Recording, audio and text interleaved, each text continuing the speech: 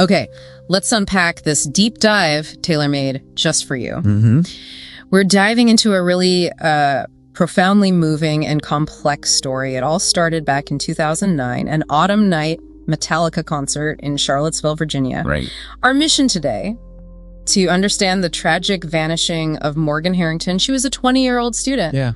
And how her case, unexpectedly linked to another, and the incredible legacy that came out of just unthinkable loss. It's quite a story. We'll get into the chilling details, some surprising forensic connections, and powerful lessons about turning grief into action. And what's fascinating here, I think, and really a crucial takeaway for all of us, is how one seemingly small detail, a common concert venue policy, no reentry. Right, the no reentry rule. That became this critical life-altering factor. Morgan, this vibrant 20-year-old education major, she just steps out to use the restroom. And couldn't get back in. Exactly. Locked out, just like that.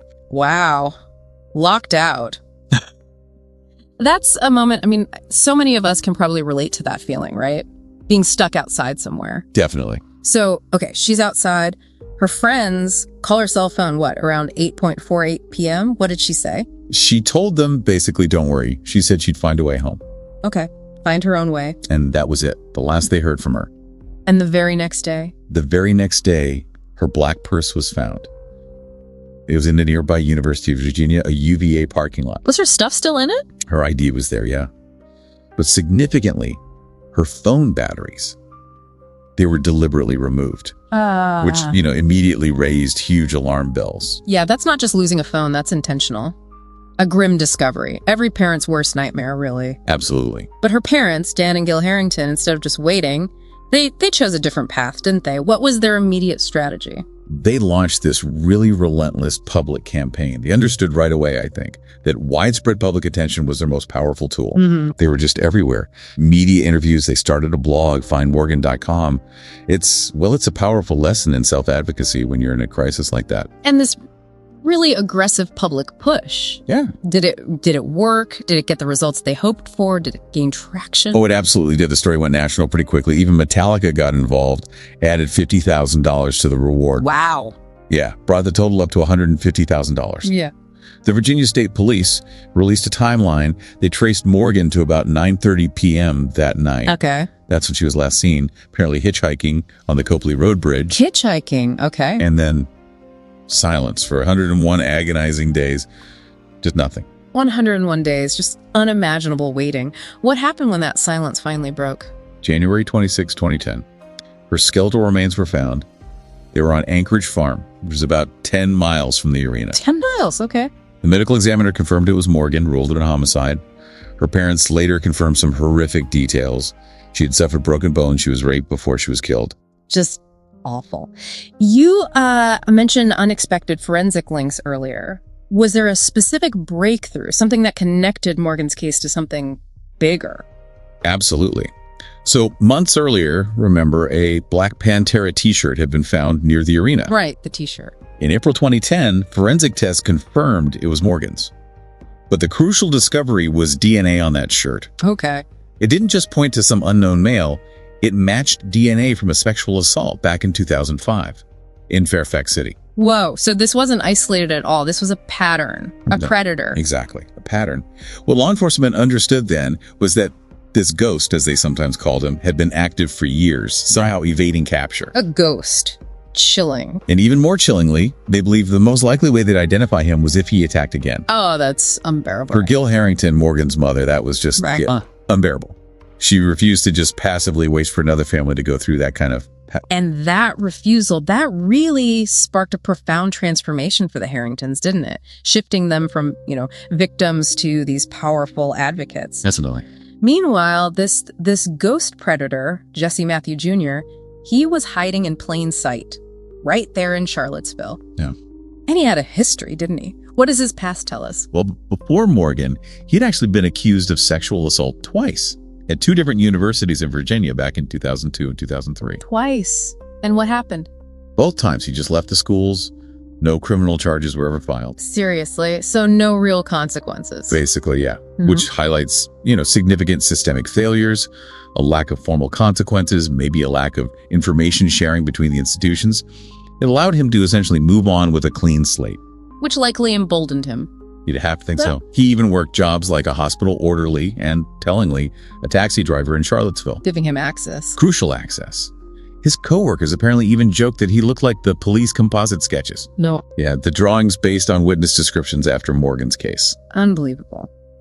So, fast forward 5 years, September 13th, 2014, another bright young UVA student, Hannah Graham, disappears after a night out. The parallels must have been terrifying. Immediately terrifying. Was there something different about Hannah's case? Something that finally broke through the pattern? Yes, absolutely. By 2014, surveillance cameras were just far more common, more ubiquitous. Right. Technology had advanced. Exactly. They provided this critical digital breadcrumb trail. The tale of the tapes, as it was called, definitively identified Jesse Matthew Jr. How so? He was seen following Hannah, then guiding her away with his arm around her. A witness even heard Hannah resist getting into his car. Wow. Irrefutable evidence, basically. Pretty much. It led directly to his identification and then his arrest down in Texas just days later. And once they had him in custody, what was the final piece of this horrible puzzle? His DNA. They took a swab, and it directly matched the DNA from that 2005 Fairfax assault and the DNA from Morgan's Pantera t-shirt. The link. Finally. The link. On September 29, 2014, police announced the forensic connection. The ghost finally had a name. The pattern was undeniable. Targeting vulnerable women, using a vehicle. Right. Disposing of remains in remote areas he knew. Hannah's case was the direct catalyst, tragically, for solving Morgan's murder. So, justice. What was the outcome for Matthew? What happened in court? Matthew was charged with Morgan's murder in 2015.